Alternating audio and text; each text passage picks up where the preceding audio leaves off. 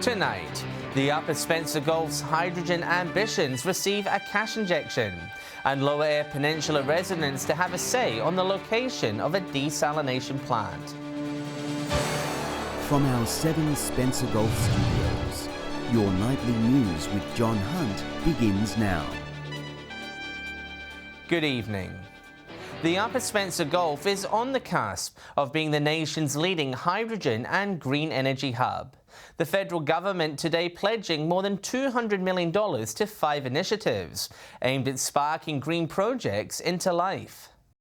A major investment into local jobs within the Upper Spencer Gulf. The federal government announcing a $218 million commitment to 5 energy and low emissions projects in South Australia. 3 of them located right here in the Spencer Gulf. That $218 million will deliver over $500 million of total investment, over 5,900 jobs across a range of projects. Minister Taylor says this is not an election promise, with the funds already allocated in this year's federal budget. Up to $110 million will support a new solar thermal demonstration project in Port Augusta, while $20 million has been allocated for green cement facilities in both Whyalla and Port Augusta. These are the technologies that will power the future, will provide us with that industrial underpinning we need as a country to create jobs and create opportunities. A further $70 million set aside for a hydrogen hub to be based at Port Bonython. This is obviously a very exciting day for Santos and our industry as we welcome today's announcement. The current member for Grey says the region has a vast potential for the production of clean and renewable energy. We know that Whyalla is in the sweet spot for the generation of renewable electricity through solar and through wind. Meanwhile, Whyalla's mayor says she's excited for the economic potential and new residents that will flow to the city. Any added diversity of economy for our city creates an economic surety moving forward. Mark Zeta, 7 Spencer Gulf News. Meanwhile, the Spencer Gulf Cities Group has unveiled their wish list ahead of the May 21 poll. The mayors from each town calling on whoever wins the seat of Grey to make commitments that will improve their quality of life and the local economy. The mayors of Port Augusta, Whyalla and Port Pirie are making their voices heard. Spencer Gulf Cities urging the next member for Grey to help them achieve their targets. Yeah, so as a Spencer Gulf, we've approached this as a common purpose group. We have all similar areas we need to cover to make Spencer Gulf successful. Well, I've had a look at it, and they've got some very reasonable suggestions in there, which I'm more than happy to work with them through the process. Improved education, skills and training schemes at the forefront of their plan. The mayor's also looking for incentives to boost housing supply and upgrade existing stock. Spencer Gulf Group want to work with the government in relation to government land possibilities, combined efforts, just to make sure the correct housing is available. Better water security for residents and large industry projects, another key issue. Water supply now, currently I know the former state government and a couple of the big resources companies were looking at desalination. We all are very strong on the water infrastructure. There has been announcements about the water activity that may occur to go towards a hydrogen plant in Whyalla. Pirie and Port Augusta don't want to be forgotten in that. Mr Ramsey welcoming the document and hoping to continue working with them if re-elected. So it's good that they are concentrating on the future and the challenges of the future and making sure they're staying out in touch with me and the state and the federal government. Edward McCarroll, 7 Spencer Gulf News. The next major milestone for the Lower Eyre Peninsula desalination plant site selection has been reached, with 4 potential locations selected. Local residents will get a say, with a range of community consultation meetings to take place. A desalination plant on the Eyre Peninsula finally coming into fruition. After Billy Light's Point was knocked back due to community backlash, the new site is now down to 4 locations. The original Sleaford desalination site, a site at Sleaford West, a site at Shoal Point, which is out, for the locals will know that's out near Gunya Beach, and a site out near Point Boston. The Hands Off Boston Bay Group in favour of all but one. Definitely in favour of any of the three sites other than Boston Point, not in favour of Boston Point because it is still within the aquaculture zone. EP Seafood CEO says he is concerned about the aquaculture effects if a desal plant is placed at Boston Point. Nobody in SA Water understood that the mussel industry is totally reliant on natural spat. They thought it was hatchery spat. It just shows you need to go and do your homework, do the groundwork. The committee is tasked in finalising the site by the end of July, with its construction given the go-ahead for next year. Peter Treloar is confident the first water will flow from it in 2024. In the meantime, SA Water will now be giving the community a chance to have their say. We're also about to go out to public consultation throughout the community, beginning here in Port Lincoln next week on May the 2nd, and from there right across the peninsula. Henry Millick, 7 Spencer Golf News. An investigation is underway after 2 motorbikes were stolen from a Port Lincoln home this week. Between 10 p.m. on Tuesday the 26th and 6 a.m. on Wednesday the 27th of April, 2 motorbikes were stolen from a home on Whyalla Road. Police are asking those who may have seen the motorbikes to contact them on 131 444. Anyone who may have further information that could assist with the investigation is urged to call Crime Stoppers. Still to come tonight, the new member for Flinders keen to get on with the job, and police warn locals to protect themselves from online scams.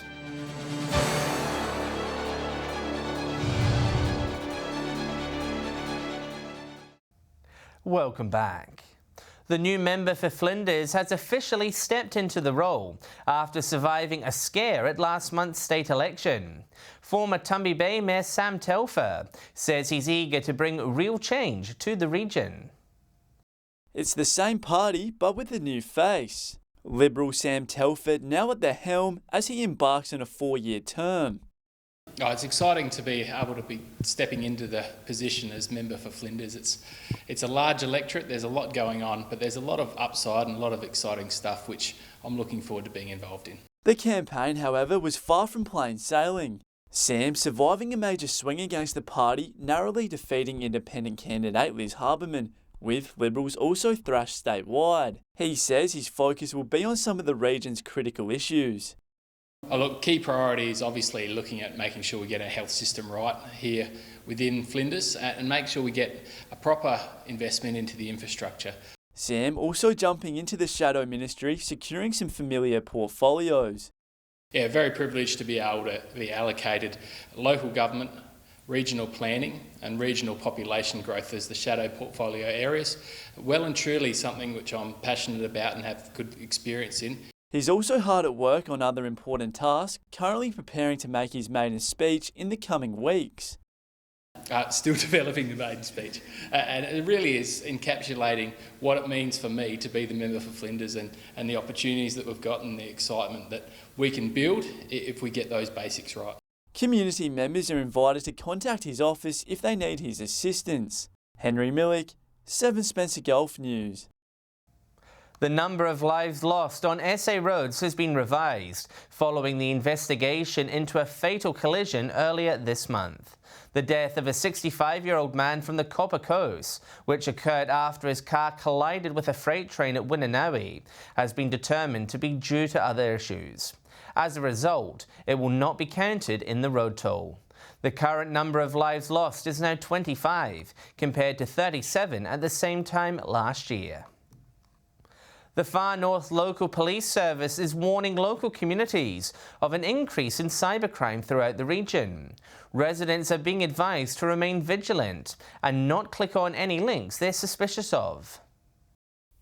Scammers preying on our region's most exposed. A tidal wave of fraudulent text messages and phone calls are reaching our most vulnerable community members. The ACCC state in 2020 there was over 444,000 reported scams to them and over $850 million was lost. Often presenting themselves as trusted institutions, they trick users into clicking unsafe links.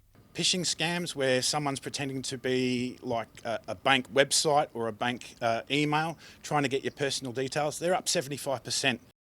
Police say their tactics are getting even more sophisticated, using fear in a way that can leave even the most vigilant out of pocket.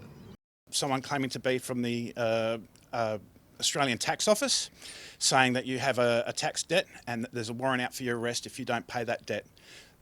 Just be warned that that doesn't work that way. Residents urge to educate their families, especially the elderly. Things that we can do to protect ourselves is not answering phone calls that we don't know. Never give someone remote access to your computer if you don't know them. Make sure that you keep your passwords hard to guess. Police also advising us to avoid using birthdays and loved ones' names and passwords. Edward McCarroll, 7 Spencer Gulf News. Cobalt Blue has received $15 million from the federal government for its project near Broken Hill. The funding comes from a special Commonwealth initiative and will be used for the company's feasibility study. Getting their project moving forward. Cobalt Blue's plans for its Broken Hill site have secured a multi-million-dollar boost. We also just needed to show that we are a relevant project. Critical minerals is identified as one of the most important sectors right now. $15 million worth of federal government funding secured through an accelerator program. The announcement follows major project status being awarded earlier this year. It was pretty easy for us to show that we sort of qualify for that level of importance. While this won't get the project up and running any quicker, it will still go a long way. The funds will help expand the feasibility study and decrease the number of risks that come with commissioning the site. Many of these tasks normally happen only after the feasibility process. It de-risks it. So there are a number of things that need to fall into place all at once in order to get the project going. And it's very common among any new mining project for those things to sort of push out the timeline. It also allows them to bring forward infrastructure projects and investigate where the workforce will come from. The company committing to looking locally. Joshua Mercer, 7 Spencer Gulf News. Stay with us. Broken Hill locals preparing to tee off for a special cause. And the works of Joni Mitchell coming to Whyalla.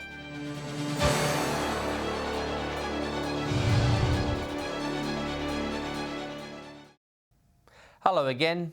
Residents of Whyalla are invited to give feedback on a draft of this year's council budget. The council says the budget will focus on positioning the city to capitalise on opportunities such as the Foreshore Master Plan, Cuddlefest Coast Project and the Jubilee Park upgrade. More information can be found on their website. Legacy Broken Hill will be out on the fairways this Sunday, holding its annual charity golf day. The organisation is hoping for a big turnout, inviting the community to come out and play a few holes for the good cause.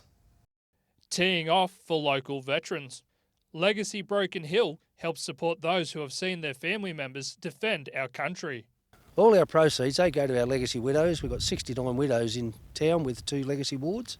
And all that's just to look after their well-being, safety in their homes, any finance they need helping out with. A major driver of the group's effort is their annual golf day, which takes place this Sunday at the local club. It's an important day for the group, normally attracting more than 80 people. Organisers say not only is it a great event, those who take part also help the charity raise much-needed funds. Last year was great. We raised just over $3,000 for the day, which was really good. Hopefully we can match that again this year. And well supported by everybody, so it's great. The event is an Ambrose competition with tee-off set for 11 a.m. It won't be just all play, with refreshments to be made available on the 16th hole. Serious golfers through to weekend hackers are all welcomed. The club will run around some refreshments around the course. Anyone needs refreshing. And just a good fun day. Serious but not so serious if you don't want it to be. Players will need to register before Sunday. Joshua Mercer, 7 Spencer Gulf News. Residents in Whyalla and Port Pirie will be treated to an award-winning cabaret show based on the music of Joni Mitchell. It's the first time the show will be performed in the Spencer Gulf.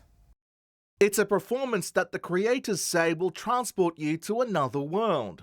Renowned cabaret performer Queenie van der Zandt taking her show based on the music of Joni Mitchell to the Spencer Gulf. I'd always wanted to write a show about Joni Mitchell. Being a singer and a writer myself, I had always admired her work and always wanted to sort of do a cabaret show about her. The tour coincides with the 50th anniversary of the release of Mitchell's album Blue. Miss Van der Zandt saying she always wanted to create a show using the songs from the album, calling it a love letter from a fan. They can smell the incense of the smoke, they can see the candles burning on the stage. It looks like they get kind of transported back to the 70s, you know, with this kind of music. The show has been nominated for a Helpman Award, with critics praising the show's storytelling and vocals. This will be the first time Miss Van der Zandt will bring the show to the Spencer Gulf, performing in Whyalla and Port Pirie from next week. I've been in Adelaide at the Adelaide Cabaret Festival with the show, but no, it hasn't been around South Australia, so it's really exciting going to these places with the show this year, yeah. Tickets can be bought from the Country Arts SA website. Mark Zita, 7 Spencer Gulf News. Stay with us after the break. We go around the grounds and preview the weekend's local footy. And Alex Sykes has the weekend weather details.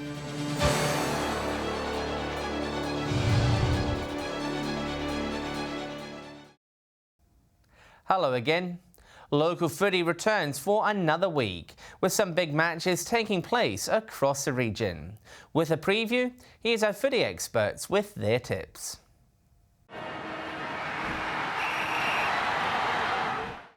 Hello and welcome to round 2 of SGL football. This round starts with the Lions taking on Port tonight at Port Pirie's Memorial Oval. The Lions were ultra impressive in their round 1 clash against Western and are looking the goods again. I'm tipping the Lions. In Port Augusta on Saturday, there's 2 matches, with Solly's making the trip to face Central at Etts Oval. I'm tipping Solly's over Central, while at Central Oval, it's West who makes South. I'm tipping South to get the points against West. Round 2 of Whyalla football gets underway this weekend, and we see the return of Friday night football. It's going to be between Central Whyalla and West Whyalla at Bennett Oval on Friday night. Central's going to be the team to beat, and they'll start favourites on Friday. Saturday's game at Bennett Oval, North Whyalla versus Rapina. Roos were big winners last week. North did lose, but they did kick a big score against a good opposition, and I think the Magpies are going to start favourites. And finally on Saturday at Memorial Oval, it's South Whyalla versus Roona Bay. South very disappointing, only kicking a couple of goals in round 1, and I think the Bays will win easily. Welcome to Port Lincoln Footy Tips. We kick things off with WAYBACK hosting Lincoln South at Centenary Oval. Both teams probably didn't go as well as they wanted to in round 1, so they're going to want to bounce back this week. I think WAYBACK are probably a little bit stronger, and I'm going to tip them to win this one, but in a close game. WAYBACK by 2 goals. In the next game, we've got Tasman's hosting Mallee Park at Ravendale Oval. Both teams had a win last week, and this will be a real test for both teams. I think Tasman's, with their height, are probably going to be a bit stronger, and I'm going to go with Tasman's to win this one by 5 goals. In the last game, we've got Marble Range hosting Boston's at Wongaree. Marble Range looked really, really dominant against WAYBACK last week, and I can't see them losing this one. I'm tipping Marble Range to win this one by a big margin. Round 2 of Broken Hill football tomorrow in a very anticipated game. Central play their first home game for the season against North at Memorial Oval. Last week, Central won their first senior game since 2018. Can they make it back-to-back? We'll have to wait and see. Can the Magpies get over the Bulldogs? I think they can. The Magpies by 10 points to win 2 in a row. South and West will be here at Jubilee Oval. I think South will win, although I am expecting the Robins to put up a much better performance. For mine, Central to beat North, South to beat West. Time now to take a look at what's happening in the weather as we head into another weekend. With all the details, here's Alex Sykes. Thanks, John, and happy Friday to you and our viewers. Wet conditions today, but the weekend is looking clearer. From 3 p.m, Port Augusta was 22, Broken Hill reached 23, and Clare was 19 degrees. Those showery conditions were a common theme today. Whyalla and Woodner were both 21. Port Lincoln, Kadina and Cleve got to 20. Port Pirie was 22 and Adelaide had a few showers and reached 19. Taking a look at the satellite image now, thick cloud from a northwest cloud band pushing over the state is generating showers over central and eastern South Australia. Thick cloud with a trough is also producing showers and storms over the southeast. Moving on to tomorrow's weather outlook now, and we'll start with the Gulf waters. West to northwesterly winds 10 to 15 knots, seas below a metre, and south to southwesterly swells also below a metre. metre. A dry day tomorrow in most parts. Port Lincoln, Woodna both set to reach 20 degrees. Cleve partly cloudy and set to top 19. Similar conditions further north. Whyalla can expect a top of 19 degrees. Port Augusta reaching 21. Kadina partly cloudy and 20. Port Pirie 21 and partly cloudy tomorrow. Clare a little cooler, expecting 17 degrees there. And wet conditions forecast for Broken Hill, the Silver City, expecting 18 degrees. Taking a look further through the week now. And on Saturday, it'll be partly cloudy in most parts. A number of centres will hit 20 degrees. Cooper Pedy and Port Lincoln, both 21. Whyalla is set to reach 19. And a dry but cool day forecast for Broken Hill, 17 expected there. Monday will be much the same, sunny and 21 in Cooper Pedy. Partly cloudy and 21 forecast for a number of areas. Woodna expecting 22 degrees. Tuesday is looking like a mixed bag. Cooper Pedy will be 24 and sunny. 20 in Broken Hill, 23 in Port Augusta. Showers in Port Lincoln, Whyalla and Port Pirie, and Adelaide will reach 21. It appears those fine conditions are set to continue early into next week, and that's all the weather from me for tonight. It's back to you, John. Thanks for that, Alex. And that's the local news for tonight and the week. Just a reminder, you can follow us on social media at our Facebook, Twitter and YouTube pages. I'm John Hunt, thanks for your company. I'll have updates later, and Madeline will be with you on Monday at 7 p.m. Have a great weekend. Good night.